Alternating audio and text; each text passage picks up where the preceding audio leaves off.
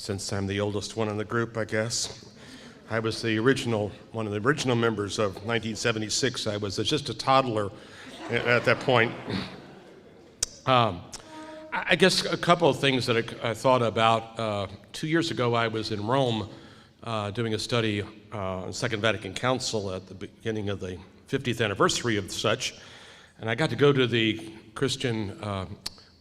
Council on Christian Unity in Rome, and to talk with several people there, and they were asking about what we were doing, and I was explaining to it, and they said, it's exactly what we have discovered in the Vatican over the last 50 years. First of all, it's all about relationship. And I think that's what we have discovered. When we started, most of us didn't know each other at all, and I knew very little about disciples of Christ, and some of them didn't know much about Roman Catholicism either, or had stereotypes, as we all do, or myths. And we spent a couple of years trying to learn from each other. I remember going to Cedar Ridge, or Cane Ridge, which was, I still have a very memorable experience understanding the whole renewal at that time. And then after a few years, we talked about things that were pretty simple in one sense, baptism and marriages, I guess, and how we do that and all that kind of stuff. And eventually we said, we're avoiding all the hard issues, aren't we? And so we decided, right about the time Sally came on board, to talk about life issues.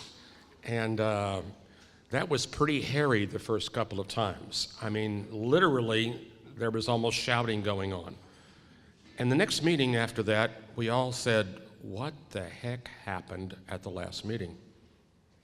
We got buttons pushed, and our differences showed, and then we decided to spend the next 2 years listening to each other. And still didn't agree about everything, but we came a lot closer together.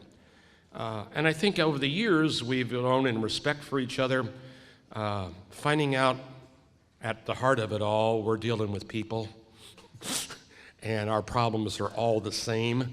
We might call them Roman Catholic or disciples, but down to the heart of the matter, they're the same.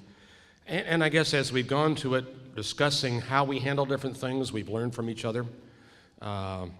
Sometimes insights from each tradition that's been very helpful.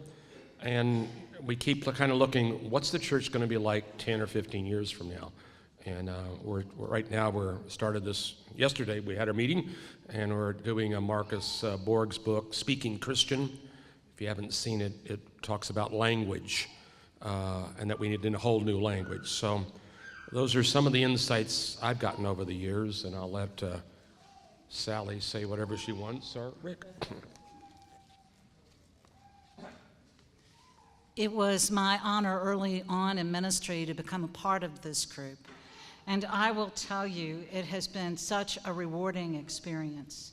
We have cried together, we have laughed together, we have shared stories, we have argued. I think we probably even fought on a couple of occasions.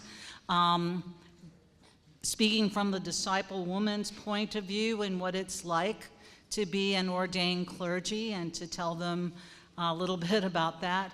But we go places together. When I retired, they were there. We pray for one another.